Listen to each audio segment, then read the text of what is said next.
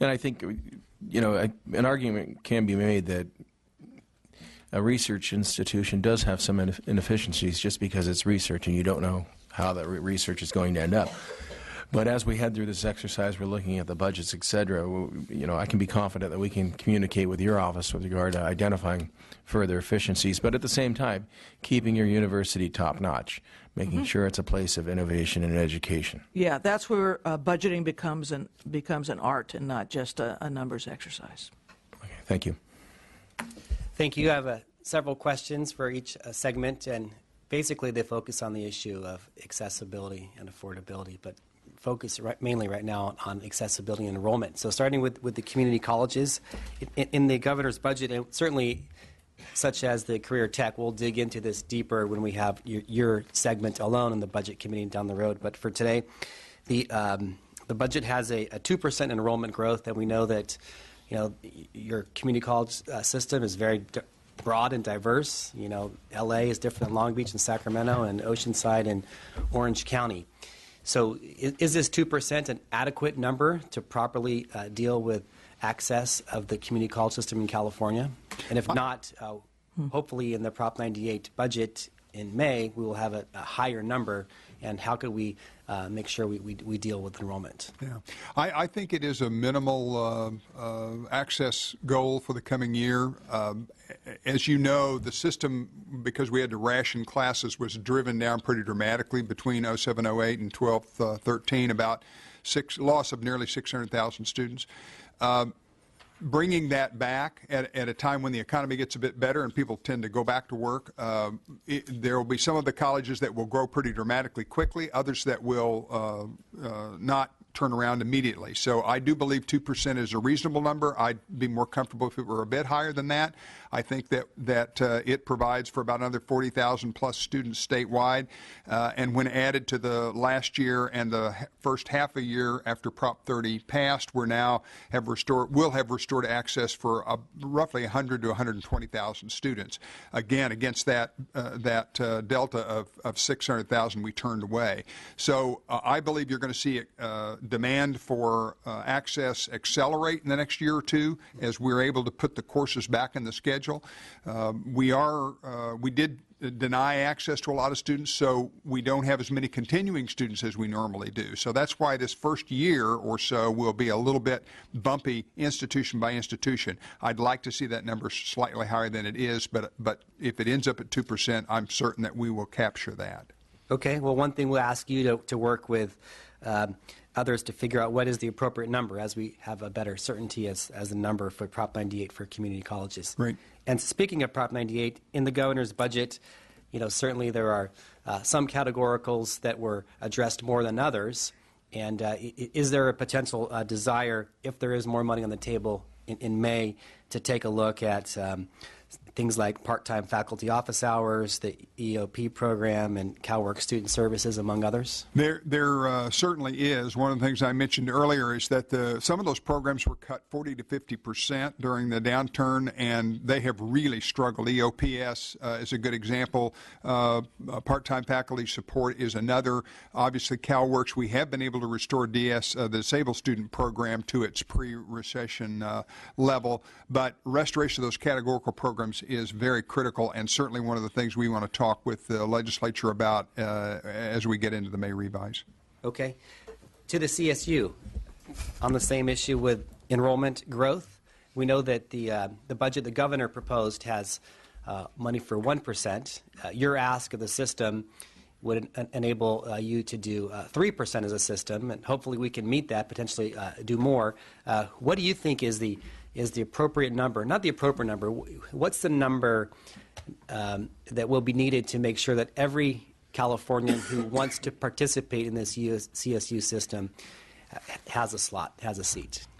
Yeah, Member McCarty, thank you for your question. I think, the 3% was a number lower than what we thought was necessary to serve California's future. We were trying to, put a budget that is within the art of the possible of having support. We've been turning away 20,000 students the last several years since I joined the CSU. The number we're looking at for this fall is 30,000. fully qualified California residential students. So what happens to them is a fair question, and I don't know if I can answer it completely. Some go to the community college and will recycle back around and come into the CSU in the future years or go on to the University of California. Many go out of state to Arizona State, to Oregon State, to Idaho, places where out-of-state tuition is not that high. And some just go and enter, go to a community college, may enter a workforce, and we'll never see them again. So there's a lot of human talent, a lot of human potential that is being hurt by not being able to access them. And our folks will work with yours on the sort of the dollars in versus students in equation. The final thing I want to say. But on that right now, do you have an estimate as far as what percentage we would need to provide for California to fully fund? Well, I think if we were starting to go to the 4 to 5% per year growth, that would actually go a long ways to getting the number of degrees out by 2025 that the state needs. Okay. There's no doubt about that. Okay, thank you. And then just maybe a comment here. This is an issue that was in the budget related to the Lanterman facility, and just wanted to maybe put on record here today that the Assembly, and specifically the local Assembly member, want to make sure that we work with the CSU system and the Department of Finance to make sure that the proposal works for everybody, works for the CSU, the state, and the local communities. Not that there's any visceral opposition out of the gate, but it came with a little bit of uncertainty as far as what it would mean. So I just want to ask that you work with us on that issue. That will be my commitment and the commitment of the Pomona campus as well. When you think about California, and again, we've been futuring all morning or all afternoon here, is where Southern California is going to grow is in the Inland Empire. There just isn't places along the coast, right, that are affordable. So even though Pomona seems to have open land around it today, you go out 10, 15, 20, 30 years, that land is going to be absolutely vital to be used for university property. We're absolutely happy to work with the Air Quality Board and the CHP, who also have an interest in that program. But what I want to make certain... I'm talking about the local cities there. Local cities there, as well as the CHP is looking for a land swap, and the Air Quality, I forget the precise name, Air Quality Research Board Research Lab is thinking of wanting to be positioned in that area as well. Those are things to work out. But my point is, any transfer of land can't be the, quote, gift that keeps on taking.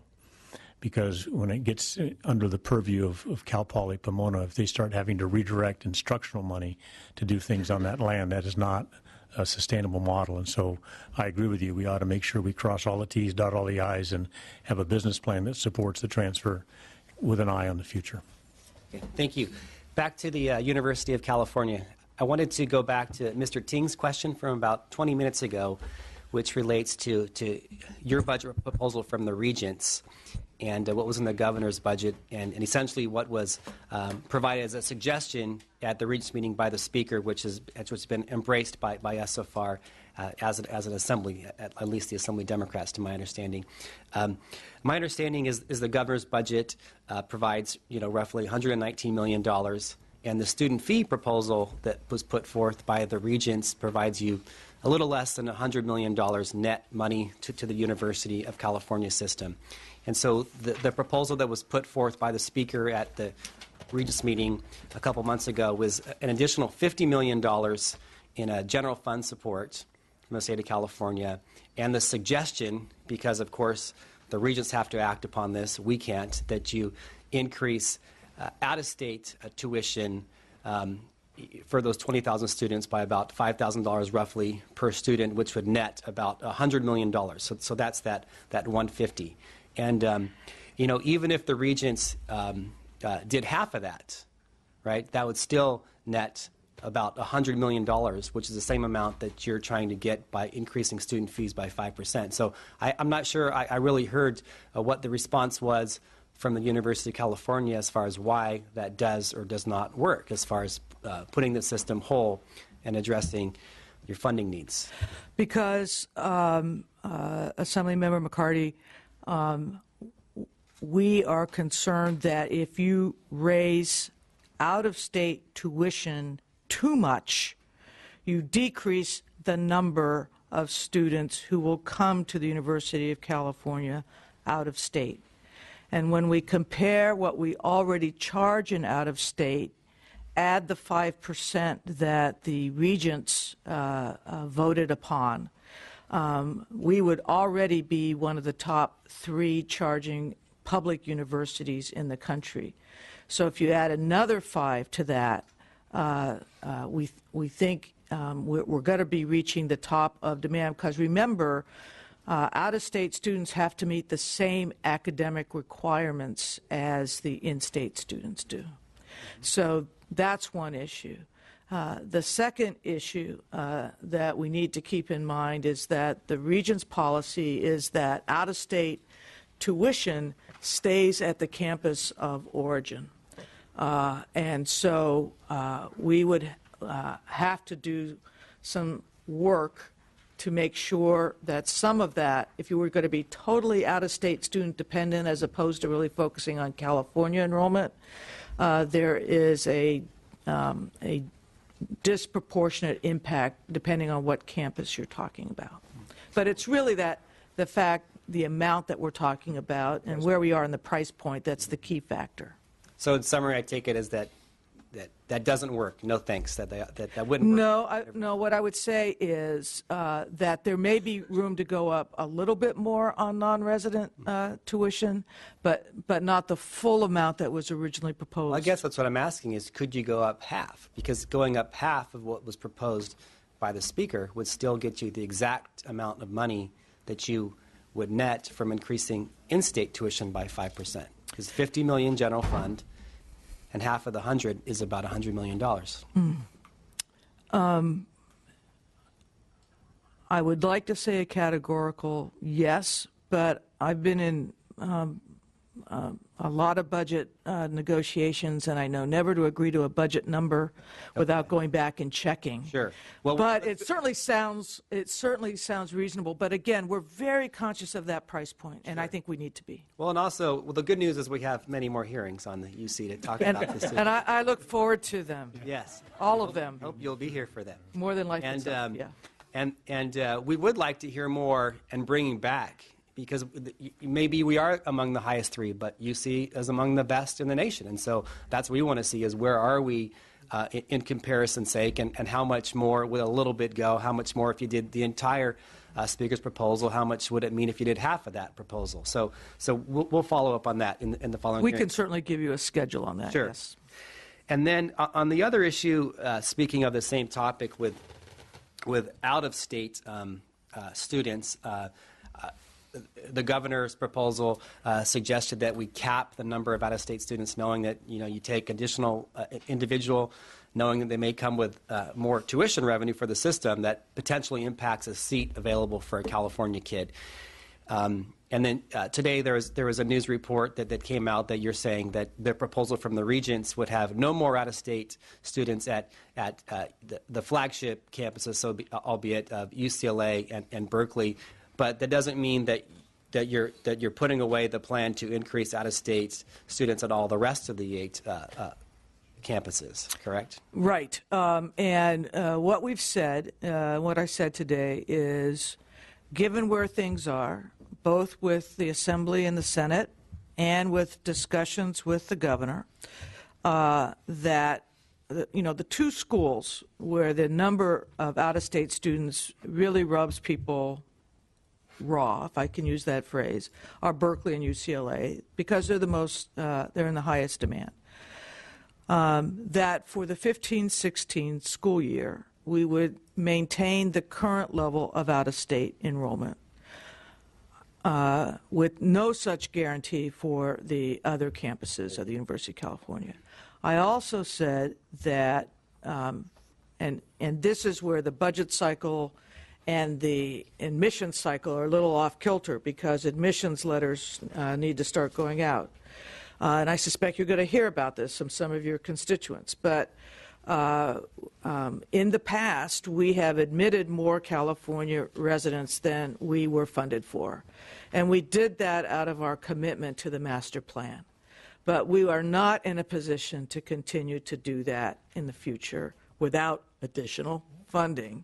So we will not be admitting in-state residents more than the 14-15 year.